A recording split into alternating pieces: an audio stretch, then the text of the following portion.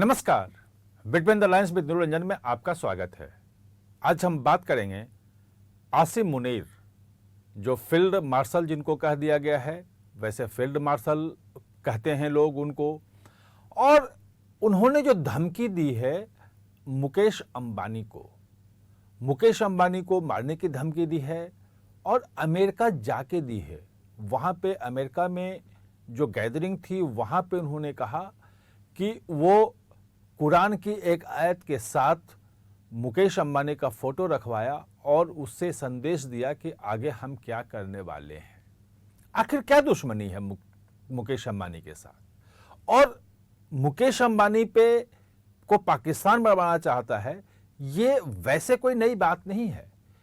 पहले से भी जो इंटेलिजेंस की रिपोर्ट थी, सिक्योरिटी जो रिव्यू हुआ था, उसमें ये बात आ रही थी कि मुकेश अंबानी को पाकिस्तान के आतंकवादी मारना चाहते हैं और इसीलिए करीब 12 साल से 2013 से मुकेश अंबानी को सिक्योरिटी मिली हुई Z+ कमांडो की सिक्योरिटी में रहते हैं। कैसे उनकी सिक्योरिटी होती है, क्या है पूरा मामला, इस पूरी चीज़ों को समझने की कोशिश करेंगे आज। तो दरअसल सबसे पहले ये देखते हैं कि आसिम मुनीर की आखिर दुश्मनी क्या है मुकेश अंबानी के साथ। व्यक्तिगत तो कोई दुश्मनी है नहीं, ये एक बिजनेसमैन है, पूरी दुनिया में इनका एम्पायर फैला हुआ है, पूरी दुनिया में $100 बिलियन से ज़्यादा का बड़ा इनका साम्राज्य है कि टेलीकॉम से लेके पेट्रोकेमिकल से लेके रिटेल से लेके हर क्षेत्र में इनका है। और नई टेक्नोलॉजी जो आ रही है, इनोवेशन जो हो रहा है, उसमें भी मुकेश अंबानी की कंपनियां उसमें आजमा रही है हाथ, उसमें भी आगे वो बढ़ रहे हैं। तो एक बिजनेसमैन से आखिर आसिम मुनीर को या पाकिस्तान को खतरा क्या हो सकता है? खतरा और कुछ नहीं है। खतरा सिर्फ जो खतरा भारत से है वही खतरा मुकेश अंबानी से है, और मुकेश अंबानी को वो भारत के आर्थिक प्रगति के एक प्रतीक के रूप में देख रहा है। और वैसे आप रिलायंस इंडस्ट्री का धीरूभाई अंबानी के समय से अगर आप ग्रोथ देखेंगे और पाकिस्तान का डिक्लाइन देखेंगे तो दोनों बिल्कुल, रिलायंस इंडस्ट्री यूं जा रहा है और पाकिस्तान नीचे लगातार जा रहा है। रिलायंस इंडस्ट्री जो चर्चा में आई थी वो 1980 के आसपास से, 1980 के बाद से ही आनी शुरू हुई। जो जनरल मुनीर जो हैं वो सेना में ज्वाइन किया था, 1986 में आए थे वो, और उस वक्त पाकिस्तान का जो पर कैपिटा इनकम था वो इंडिया से डबल लगभग था, $650, और इंडिया का पर कैपिटा इनकम उस वक्त 1990 के आसपास में केवल $350 के आसपास था। यानी कि पाकिस्तान इंडिया की तुलना में ज़्यादा संपन्न देश कह सकते हैं, वहाँ के लोग ज़्यादा संपन्न थे। और उस वक्त अमेरिकी डॉलर आ रहा था, अफगानिस्तान में सोवियत संघ के खिलाफ लड़ाई चल रही थी, और उस लड़ाई में अमेरिका जो है, पूरा पाकिस्तान अमेरिका के साथ था। उसी बीच में न्यूक्लियर पावर वो बन रहा था, उसने चीन की मदद से अमेरिका ने भी आंख मूंदा और उसको न्यूक्लियर पावर बनने दिया। जनरल जियाउल हक का वो समय था जो 1000 कट्स के साथ ब्लीड करके भारत को ख़त्म करने की जो थ्योरी दी थी, उसी थ्योरी, उसी जो मदरसे टाइप के लोगों को जो धार्मिक धर्मांधता जो फैलाई जियाउल हक ने, उसी की पैदाइश जनरल मुनीर हैं। और वो धर्मांधता जो है वो सीधे सीधे कहता है कि भारत को ख़त्म करना है, भारत के राइज को नहीं देख सकता है। और उनका जो पहलगाम हमले के पहले जो भाषण था वो, जिसमें उन्होंने कहा कि हिंदू और मुसलमान दोनों अलग अलग हैं, एक साथ नहीं रह सकते हैं, और उसी के बाद पहलगाम में हमला हुआ और 26 लोगों को उनका धर्म देख करके मारा गया, आतंकियों ने मारा। वो सीधे सीधे मुनीर का था, छाप मुनीर की थी, मुनीर ने कहा और वो कर दिखाया। अब वो मुनीर फिर मुकेश अंबानी की बात कर रहे हैं। तो मुकेश अंबानी के सामने पाकिस्तान की वैसे कोई औकात नहीं है। मुकेश अंबानी का अपनी जो संपत्ति है वो लगभग 8.5 लाख करोड़ की संपत्ति है उनके पास, 8.5 लाख करोड़। और पूरे साल का एनुअल बजट, पूरे साल का, पूरे पाकिस्तान का बजट जो है वो 4.5 लाख करोड़ का है। यानी कि अकेले मुकेश अंबानी की तुलना में पाकिस्तान कहीं कुछ नहीं है, और उसके बाद भी मुकेश अंबानी को मारने की बात कर रहा है जनरल मुनीर।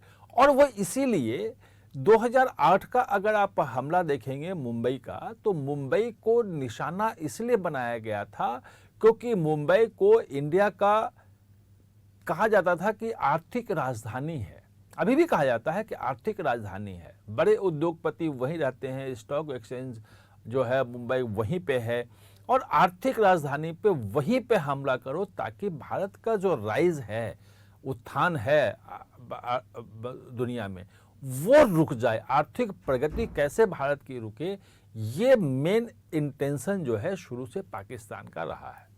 और उसी के बाद असेसमेंट हुआ, और तमाम जगह पे जहां जहां महत्वपूर्ण निजी क्षेत्र के भी जो महत्वपूर्ण जो हैं कंपनियां थी, उसमें सीआईएसएफ की सुरक्षा दी गई, और उसमें जामनगर भी है, क्योंकि एक बात ये भी कहा जा रहा था कि जामनगर को भी पाकिस्तान जो है, जो दुनिया की सबसे बड़ी रिफाइनरी है जामनगर में रिलायंस की, और उसको निशाना बना सकता है, तो वहाँ पे 24 घंटे सीआईएसएफ की सुरक्षा है, बाहर भी है, अंदर भी है, एंटी एयर डिफेंस सिस्टम से लैस है, क्योंकि ये पता है कि ड्रोन मिसाइल किसी के मार्फत से पाकिस्तान कभी भी उसको ख़त्म करने की कोशिश कर सकता है, क्योंकि एक मैसेज देना चाहता है कि भाई भारत में इन्वेस्ट मत करो, भारत के आर्थिक प्रगति को रोकना चाहता है, और उसका सिंबल जो है मुकेश अंबानी को मानता है वो। और 2008 का जो मुंबई का हमला था, उस हमले के बाद ही मुकेश अंबानी और तमाम लोगों की सुरक्षा की गई, तो उसमें एजेंसियों ने कहा कि मुकेश अंबानी की जान को खतरा है, और 2013 में उनको जो है वो सिक्योरिटी दी गई सीआरपीएफ की।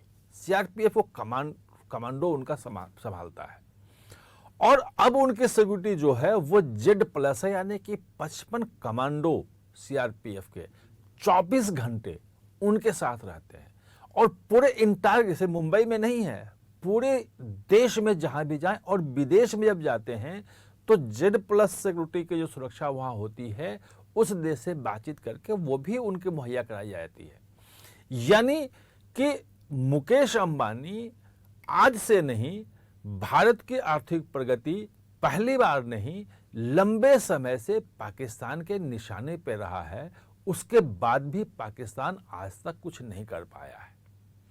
ये दिखाता है कि वो जो मुनीर जो हैं, और जिस आयत की उन्होंने बात कही, उस आयत का जो नाम है सूरह फिल, और उसमें यही है कि दुश्मन के देश की सेना हाथियों के साथ जब मक्का पे आक्रमण करने आई, तो अल्लाह ने इतने पक्षी भेजे, और सब पक्षियों के पैर में जो है पत्थर उठा रखे थे बड़े बड़े, वो पत्थर गिराए, और उससे की पूरी सेना जो है दुश्मन की खत्म हो गई, बिल्कुल धूल में मिल गई, मिट्टी में मिल गई, और जीत हुई।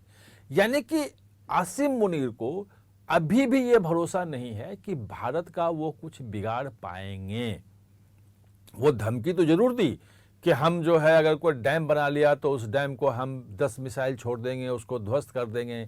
यानी कि अगर भारत सिंधु जल समझौते को एबेंस में डालने के बाद अगर उस पानी के यूज करने के लिए कोई काम करता है तो युद्ध अनिवार्य है, वो ये धमकी दे रहे हैं। और अमेरिका में बैठ के पूरी दुनिया को कह रहे हैं कि अगर हमारे अस्तित्व पे कोई संकट आया तो हम आधी दुनिया को खत्म कर देंगे, हम न्यूक्लियर पावर हैं। ये पूरी दुनिया को धमका रहे हैं। और ये दो तरफा धमकी जो है कि एक तो भारत की आर्थिक प्रगति वो नहीं होने देंगे, वो खत्म कर देंगे, जो आर्थिक महाशक्ति भारत बन रहा है उसकी राह के लिए जो कुछ भी करना पड़ेगा। और मुकेश अंबानी के लिए तो उन्होंने कहा है कि उसको हमने फोटो उसका रख दिया था उस, और वहां पे आयत के साथ, और पूरी दुनिया को कि भारत को रोकना है, और अगर भारत नहीं रुका तो हम आधी दुनिया को न्यूक्लियर बम से खत्म कर देंगे। ये पूरा का पूरा डिजाइन जो आसिफ मुनीर का है वो इसलिए भी सामने आ रहा है कि भारत ने सिंधु जल समझौते को अभी तक एवियंस पे डाल दिया है। वो ऑपरेशन सिंदूर को सस्पेंड करने के कारण वो चिट्ठी तो लिख रहे हैं कि भाई ट्रंप को दे दिया जाए नोबेल पुरस्कार, भारत पाकिस्तान के बीच युद्ध रोक दिया, तमाम चीज़ें। ट्रंप भी लगभग 30 बार बोल चुके हैं, जबकि प्रधानमंत्री ने संसद में साफ साफ बोल दिया कि ट्रंप और उनके बीच में कोई बातचीत नहीं हुई, किसी के दबाव में कहीं से नहीं हुआ। वो तमाम चीज़ें कह रहे हैं, लेकिन आसिम मुनीर को यह पता है कि सिंधु जल समझौता जो एबियंस में डाला हुआ है वो पाकिस्तान के अस्तित्व को खत्म कर देगा। क्यों? क्योंकि अभी तो बरसात का समय है, पानी की दिक्कत नहीं है। नवंबर के बाद जब भारत से कोई जानकारी नहीं मिलेगी, पानी वहां पे उस ढंग से नहीं जाएगा, तो पूरे पाकिस्तान में हाहाकार मच जाएगा।